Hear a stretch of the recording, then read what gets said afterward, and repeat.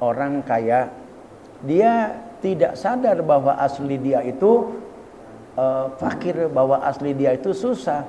Aslinya dia itu butuh kepada Allah. Nah kemudian karena Allah sayang kepada dia, lalu Allah tarik kekayaannya itu sehingga dia menjadi orang miskin.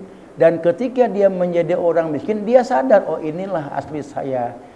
Lain halnya ketika ditarik oleh Allah Subhanahu wa taala kekayaannya jadi miskin, dia nggak sadar, lari ke dukun. Ah ini mau acak-acakan.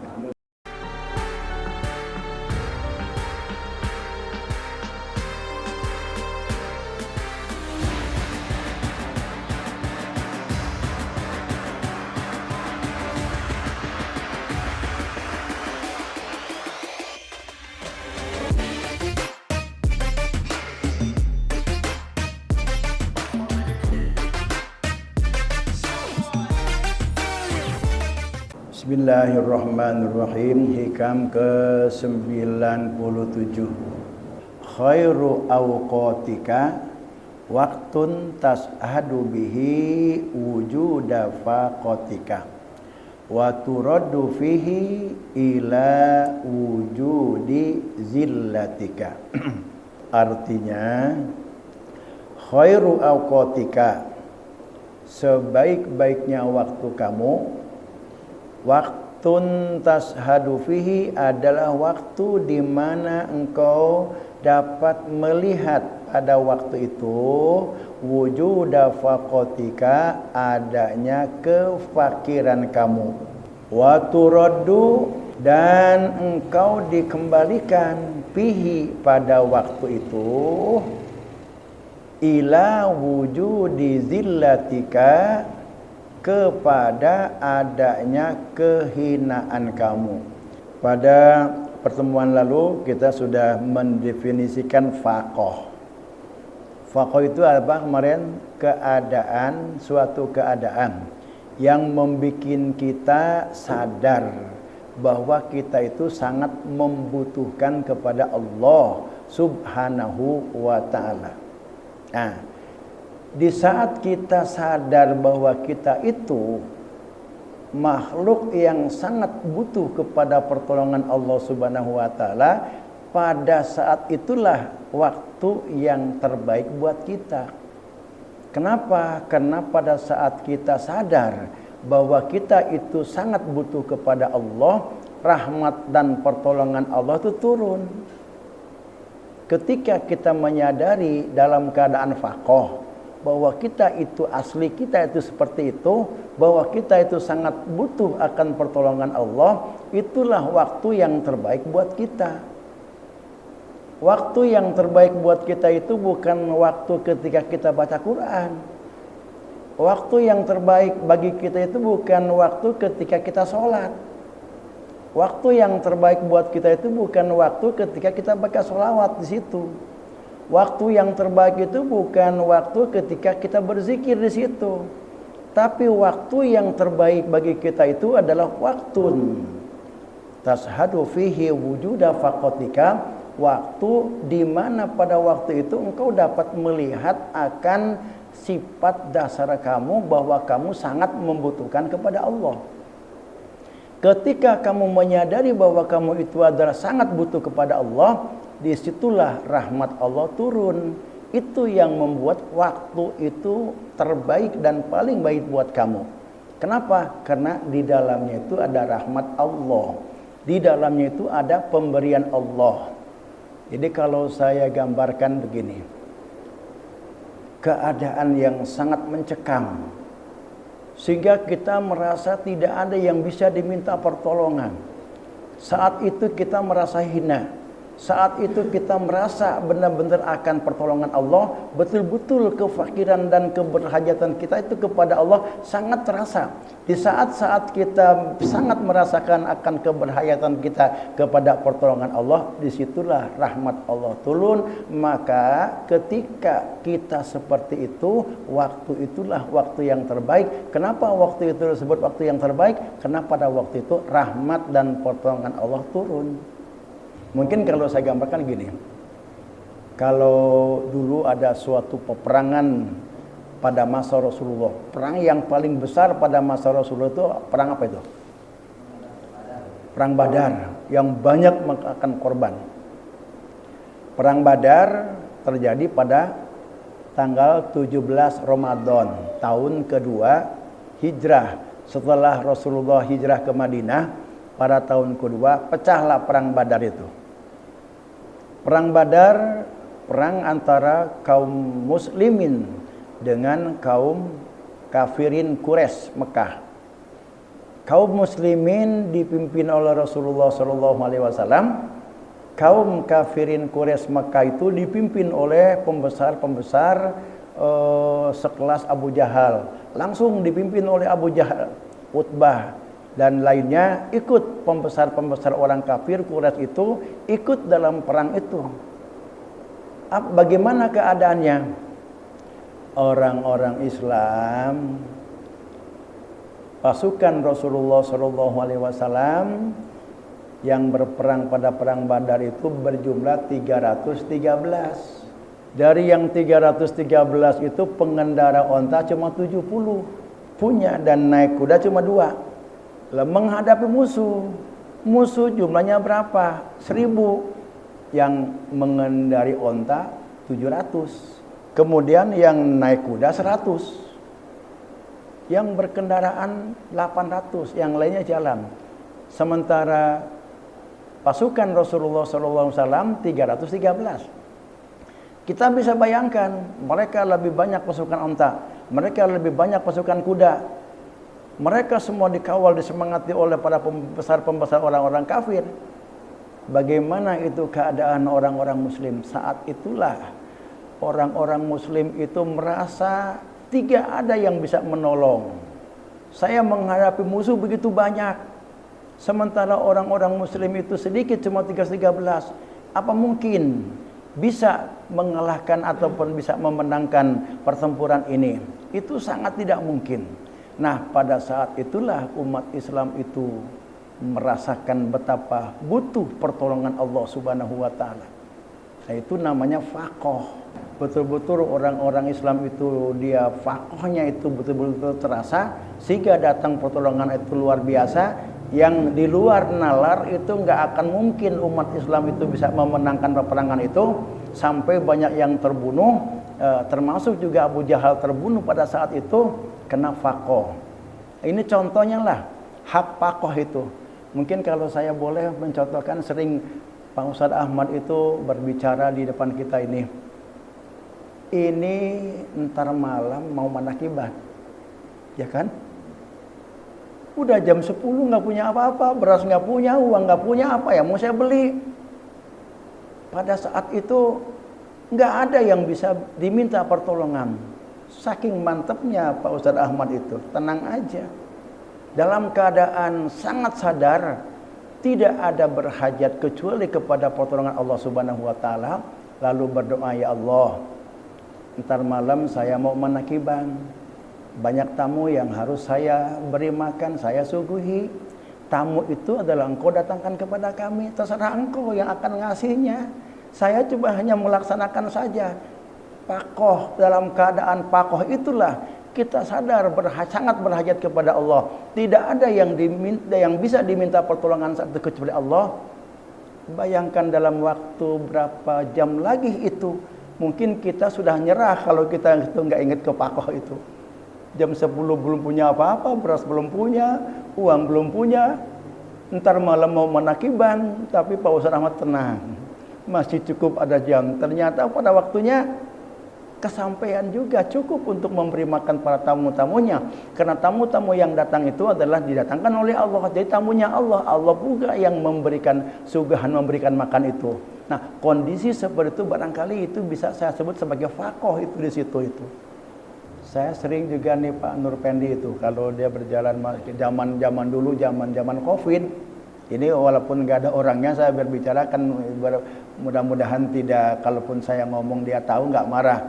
Kalau saya ngomong kemudian beliau tahu marah, itu namanya ghibah. Insya Allah nggak, karena sering ngomong Pak Nur juga. Itu ketika ngajak sebagai support. Sering kan anaknya dengan anak saya di sana di pesantren di Turus di Pandeglang. Pada zaman Covid dia di PHK nggak kerja, cuma istrinya itu pun juga setengah main, gajinya itu diberikan selama 3 tahun itu dia dan begini. Nah, ketika dia itu dibutuhkan oleh anaknya untuk membayar administrasi keuangan di pondok itu, dia sudah bingung sampai 2-3 hari dia tunggu, nggak ada tanda-tanda untuk mendapatkan uang itu. Tapi dia dalam keadaan terus dia berdoa berharap kepada Allah. Nah, kemudian begitu sampai di sana dia cuma nanya doang sebenarnya, Mang. Pak, yang harus saya bayar berapa? Langsung dibikinin kwitansi, udah jadi. Waduh, saya nggak bawa duit ini. Seperak pun. Dengan penuh keyakinan, saya mau coba lagi, datanglah barangkali uang saya itu ada yang masuk. Begitu dia dengan penuh keyakinan pasti Allah ini, dia berdoa, ya Allah, saya ini butuh uang sekian untuk membiayai anak saya, untuk mempelajari agama, ya Allah, terserah Engkau ya Allah. Berangkatlah dia ke ATM, begitu dibuka, kencering masuk itu ada uang sejumlah pas itu yang dia butuhkan, 1.500.000, Masya Allah. Itulah pakoh.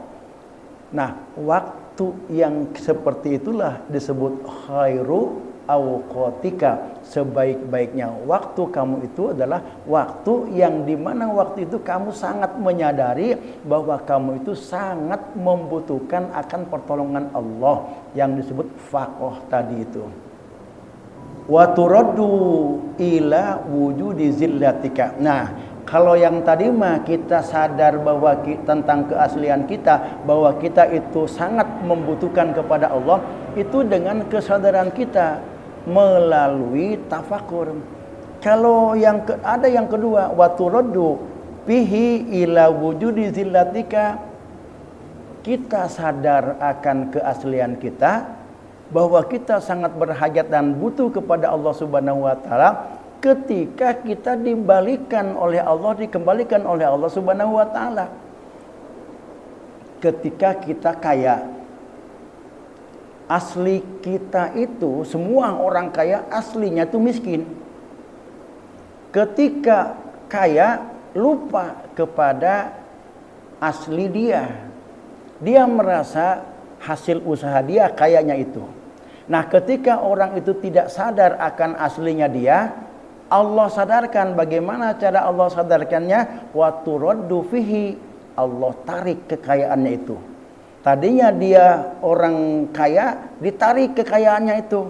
Jadi bangkrut, dia jadi miskin. Apakah kekayaannya itu kena dicuri atau kebakaran atau lain sebagainya, sehingga yang tadinya dia kaya jatuh miskin. Itu artinya Allah itu mengingatkan kepada kita, kepada orang itu, bahwa aslinya dia itu miskin. Dipaksa oleh Allah, ditarik apa yang dia punya.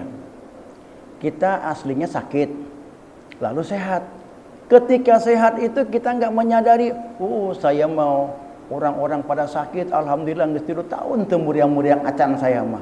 Bangga dengan itu, dan dia nggak merasa bahwa kesehatan itu pemberian dari Allah. Lalu Allah sadarkanlah dia bahwa asli kamu itu nggak sehat, asli kamu itu sakit. Kemudian Allah kasih sakit, ditariklah kesehatan yang Allah berikan kepada dia, karena dia nggak mensyukuri dan dia nggak menyadari bahwa itu adalah pemberian dari Allah. Lalu Allah tarik kesehatan itu, jadilah dia sakit. Ketika dia sakit baru dia sadar, saya tuh memang sebenarnya aslinya saya itu sakit. Sadarlah dia. Itu kalau dia ditarik oleh Allah dan dianya sadar. Kalau ditarik kekayaannya tapi dia nggak sadar, itu nggak khairu aqatika, bukan waktu yang terbaik. Jadi ada 2 waktu yang terbaik, itu waktu di mana kita itu dengan secara sukarela sadar akan keaslian kita bahwa kita itu fakir, butuh kepada Allah, bahwa kita itu sakit, bahwa kita itu miskin, bahwa kita itu susah, bahwa kita itu lemah. Kalau orang yang nggak sadar dipaksa sadar oleh Allah dengan cara turaddu fihi ila wujudi zillatika, yang tadinya dia mulia, dimuliakan, dihormat-hormat oleh orang-orang sekitarnya, dia nggak sadar bahwa kemuliaannya itu merasa hebat. Allah tarik kemuliaan yang Allah berikan kepada dia itu, dia menjadi hina lagi, dikucilkan. Yang tadinya ketika dia seorang pejabat, orang semua pada cium tangan. Begitu dia pensiun, selesai sudah wassalam. Orang nggak lagi butuh dengan dia, nggak lagi cium tangan. Saya lagi menjabat kerja di sekolah. Jadi panitia PSBB banyak datang ke rumah, cium tangan segala, pengen masukin anaknya. Begitu mulia, dimuliakan. Kalau kita nggak sadar bahwa itu adalah Allah yang memuliakan, aslinya kita mah nggak punya apa-apa. Sekarang saya pensiun, atau nggak ada yang datang kepada saya bawa macam-macam. Memang aslinya saya itu bukan itu. Nah itulah, kita harus sadar sekarang aslinya kita itu miskin. Ketika kita kaya kemudian miskin, memang itu asli kita, dan kita itu sedang disadarkan oleh Allah Subhanahu wa taala. Ketika kita sadar bahwa aslinya kita itulah waktu yang terbaik, disitulah rahmat Allah turun. Ketika pasukan perang Badar itu merasa faqih, merasa kecil, merasa hina, dan merasa sangat butuh kepada Allah, turunlah pertolongan Allah sehingga mendapatkan kemenangan dalam perang Badar itu. Ada umat Islam ketika dia itu enggak merasa butuh kepada Allah, Allah hinakan dia merasa hebat, dia merasa kuat, lalu Allah lemahkan dia. Itu ketika umat Islam itu dalam perang Hunain. Dalam perang Hunain, umat Islam itu mencapai 1000, sementara orang-orang kafir cuma 200. Sehingga dia merasa kemenangan ada di tangannya, merasa hebat.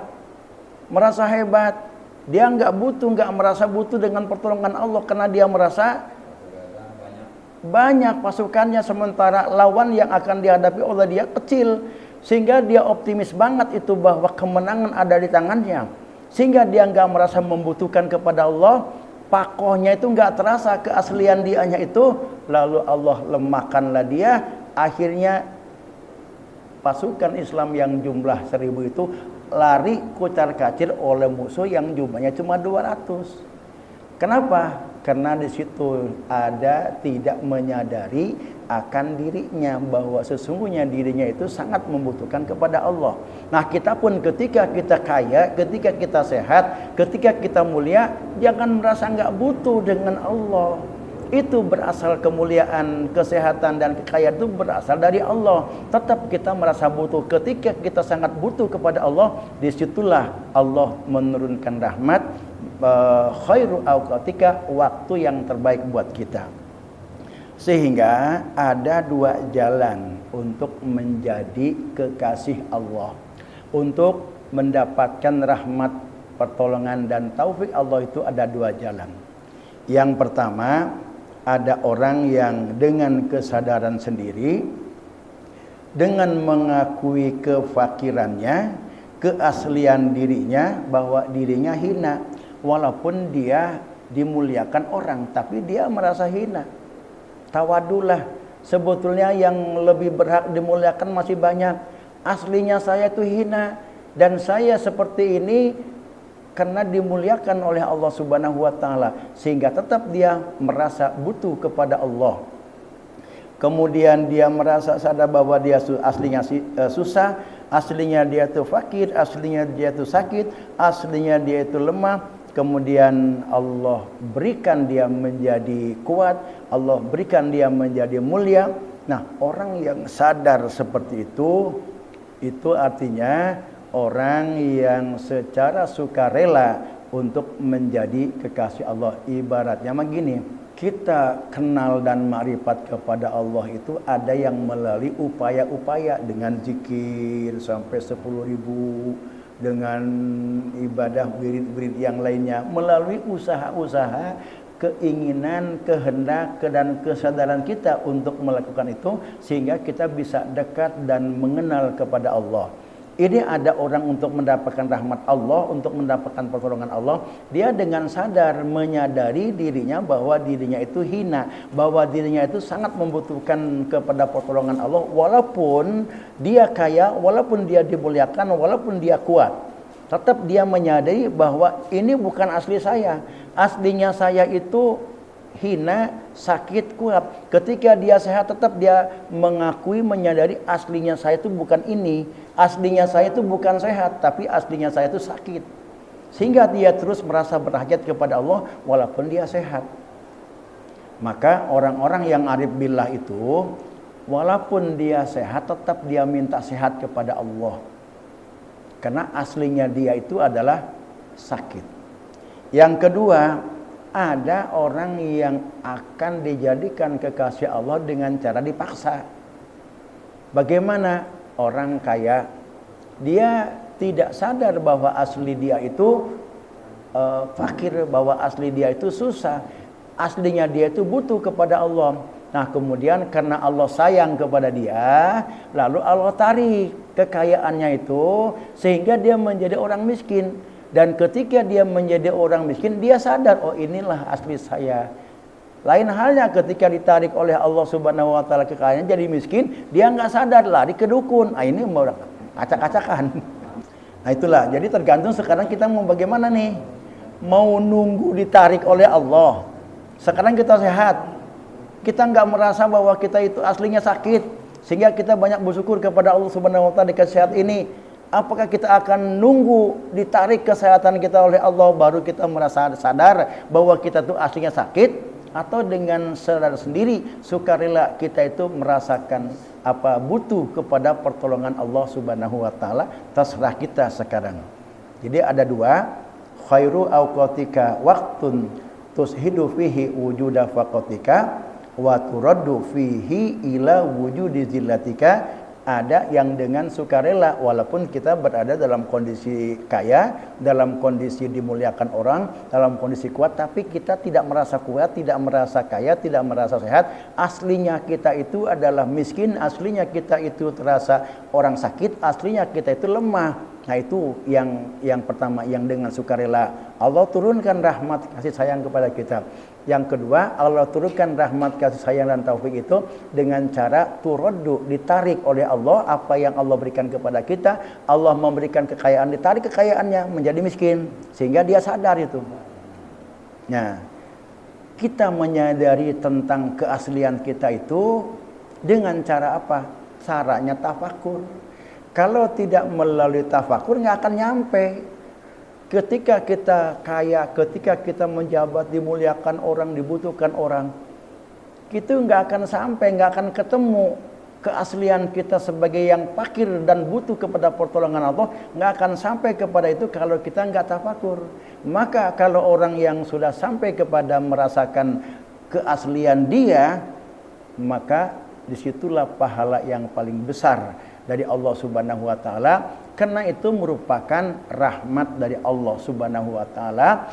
Tanpa melalui tafakur tak akan sampai kepada kesadaran itu. Sehingga orang yang dalam keadaan kaya, dia merasa sadar akan asli dia itu miskin. Ketika orang itu menjabat, dimuliakan oleh orang-orang, kemudian dia tidak merasa dimuliakan tetapi aslinya saya itu orang hina, maka itu merupakan pahala yang sangat besar, bahkan lebih besar, lebih bagus daripada orang yang beribadah sepanjang tahun.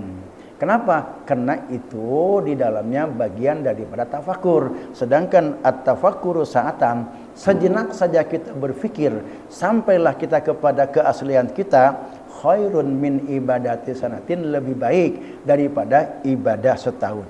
Wa innama yakunu dzalika khairu waqtika. Kenapa? Ketika kita sadar akan keaslian kita, baik itu secara dipaksa oleh Allah ataupun dengan kesukarelaan kita, keinginan kita, kenapa waktu itu khairu waqtika, sebaik-baik waktu kamu, wa afdaluhu, dan seabdol-abdolnya waktu kamu, wa aqrabuhu ilallah, dan waktu yang paling mendekatkan diri kepada Allah, li'annaka bidzalikal waqti, karena engkau pada waktu itu musta'idun liqabuli nafahati rahmati, itu akan mendapatkan rahmat Allah, kasih sayang Allah Subhanahu wa taala, wa madadihi, dan bantuan-bantuan. Jadi kalau kita itu merasakan faqohnya, maka dengan sendirinya rahmat Allah, pertolongan Allah, petunjuk Allah, taufik Allah, dan bantuan Allah itu akan turun kepada kita. Kalau kita sadari itu. Kalau kita enggak menyadari itu, maka jauh dari rahmat Allah. Kemarin pernah saya singgung, ketika kita berdoa Allahumma ahyina miskinan, itu ada juga yang mengartikan miskin, benar-benar miskin. Maksudnya supaya kita itu menyadari tentang keaslian kita. Aslinya kita itu miskin. Allahumma ahyina miskinan itu maksudnya supaya kita menyadari, diberikan kesadaran oleh Allah bahwa kita tuh sadar bahwa asli kita tuh miskin. Walaupun kita kaya, kita berdoa Allahumma ahyina miskinan, ya Allah berikanlah saya miskin. Maksudnya sadari ketika kita dikayakan oleh Allah, kita memohon kepada Allah agar diberikan kesadaran bahwa aslinya kita itu miskinan. Itu sebagian ulama mengatakan demikian ketika Rasulullah berdoa Allahumma ahyina miskinan wa amitna miskinan wa surna fi zumratil masakin yaumal qiyamah. Kemudian Allah berfirman dalam Quran surat Al-Isra ayat 1. Bunyinya subhanalladzi asra bi abdihi. Maha suci Allah yang telah memperjalankan bi abdihi, kepada hamba Allah. Hamba itu apa? Hamba sahaya, budak belian. Hamba itu lambang kehinaan. Jadi ketika Rasulullah merasa hina, merasa bukan siapa-siapa, disitulah datang pertolongan Allah, disitulah datang kemuliaan, memuliakannya Allah dengan diberikannya Isra Mi'raj kepada Rasulullah. Jadi Rasulullah memberikan Isra Mi'raj kepada Rasulullah itu bukan karena Rasulullah itu sangat mulia, bukan. Bukan karena Muhammad itu Rasulnya Allah. Allah memperjalankan kepada Muhammad Rasulullah Isra Mi'raj itu bukan karena Rasul itu sempurna, bukan karena Muhammad itu Rasulullah, bukan karena Muhammad itu Abdul Khalaik, tetapi karena Nabi Muhammad itu bi'abdihi, dia merasa bukan siapa-siapa saat itu. Kenapa Rasulullah pada saat itu enggak merasa bukan siapa-siapa? Dia merasa hina karena pada saat itu Amul Husni pertama ditinggal oleh siapa itu? Oleh pamannya Abu Thalib yang selalu mendukung membela perjuangannya. Ketika pamannya meninggal, luar biasa kesedihan Rasulullah SAW. Seminggu kemudian siuman belum pulih, kesedihan Rasulullah ditinggal oleh pamannya, meninggal istri tercinta Siti Khadijah yang seluruh kekayaannya membackup perjuangan Rasulullah SAW. Terus bersedih. Nah kemudian ketika minta pertolongan ke Taif, bukan dapat pertolongan malah dilempari batu oleh penduduk Taif. Terus-terusan berturut-turut. Akhirnya dalam kondisi di kesedihan itu ditinggal oleh Abu Thalib, ditinggal oleh istri tercinta Khadijah, kemudian minta pertolongan bukan dapat pertolongan malah mendapatkan lemparan batu. Pada saat itu Rasulullah, saya bukan siapa-siapa, merasa sebagai hamba, maka turunlah rahmat Allah Subhanahu wa taala, turunlah kasih sayang Allah Subhanahu wa taala, turunlah penghargaan Allah Subhanahu wa taala dengan diisrokan dan dimi'rajkan untuk bertemu kepada Allah Subhanahu wa taala ketika beliau bi'abdihi. Maka bahasa di sini subhanalladzi asra bi'abdihi, bukan Rasulullah itu diisrokan karena kemuliaannya, karena Rasulnya, karena kesempurnaannya, karena bersih dari segala dosa dan kesalahan, tapi karena bi'abdihinya itu. Kemudian lagi Allah berfirman dalam Quran surat At-Taubah surat ke-9 ayat 60. Allah berfirman, innamas shadaqatu lil fuqara. Sesungguhnya sedekah itu lil fuqara, untuk orang-orang fakir. Ini ahli fikih menafsirkannya innamas shadaqatu zakat lil fuqara wal masakin. Ini ayat menjelaskan tentang 8 asnaf orang-orang yang berhak menerima zakat. Fakir, miskin, dan seterusnya. Orang-orang ahli Allah, sufiyah, menafsirkan innamas shadaqatu lil fuqara itu, as-shadaqatu itu adalah apa? Sedekah. Sedekah itu fungsinya apa? Menolong. Jadi innamas shadaqatu sesungguhnya pertolongan Allah itu lil fuqara kepada orang-orang yang merasa dirinya berhajat. Faqih tadi. Kembali dia merasakan jati dirinya bahwa dia aslinya itu fakir, membutuhkan kepada Allah Subhanahu wa taala. Dalam kondisi kita memuncak sehingga menyadarkan kita bahwa tidak ada yang bisa kita minta pertolongan kecuali Allah, dan kita sangat merasa berhajat kepada Allah. Nah, pada saat kita sangat merasa berhajat kepada Allah, al-fakir, disitulah innamas shadaqatu, pertolongan Allah itu hanya Allah berikan kepada orang-orang yang merasa kefakiran akan pertolongan Allah Subhanahu wa taala. Itu penafsiran para ahli tasawuf itu demikian. Kalau ahli fikih menafsirkannya innamas shadaqatu lil fuqara itu bahwa zakat itu untuk orang-orang fakir. Kalau orang-orang tasawuf itu menafsirkan as-shadaqatu pertolongan Allah lil fuqara kepada orang-orang yang menyadari akan keaslian dirinya bahwa dia itu fakir kepada Allah Subhanahu wa taala. Makanya dalam kondisi apapun untuk dapat kita itu pertolongan Allah, rasakan bahwa kita benar-benar fakir, berhajat kepada Allah Subhanahu wa taala dengan sebenar-benarnya, bukan sekedar basa-basi, maka Allah akan memberikan pertolongan kepada kita. Nah, itulah kesimpulan dari hikmah yang ke-98 ini. Disimpulkan dengan firman Allah, innamas shadaqatu lil fuqara, pertolongan Allah itu hanya Allah berikan. Ini innama nih. Kalau innama itu khusus. Innamas shadaqatu, pertolongan Allah itu lebih dikhususkan, diberikan kepada orang-orang yang merasakan sangat berhajat dan butuh kepada Allah Subhanahu wa taala. Hikmah yang ke-98, mata au hasaka min khalqihi wallahu alam bissawab.